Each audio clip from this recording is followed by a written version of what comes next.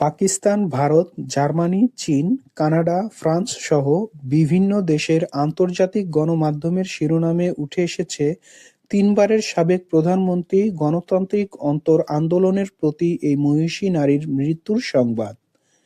বেগম খালেদা জিয়ার মৃত্যুতে শোক প্রকাশ করেছে জাতিসংঘ। ইউরোপীয় ইউনিয়ন তাদের ফেসবুক পোস্টে বলা হয়, খালেদা জিয়ার মৃত্যুতে বাংলাদেশের জনগণের প্রতি গভীর সমবেদনা প্রকাশ করছি। চীনের প্রধানমন্ত্রী লি কিয়া, পাকিস্তানের প্রধানমন্ত্রী শাহবাজ শরীফ ও ভারতের প্রধানমন্ত্রী নরেন্দ্র মোদি শোক প্রকাশ করেছে।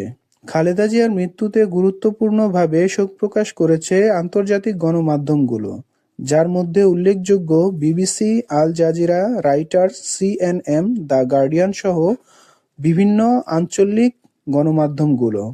মৃত্যুকালে বেগম খালেদা জিয়ার বয়স ছিল ৮০ বছর এবং তাকে দাফন করা হবে তার স্বামী শহীদ প্রেসিডেন্ট জিয়াউর রহমান এর সমাধির পাশে।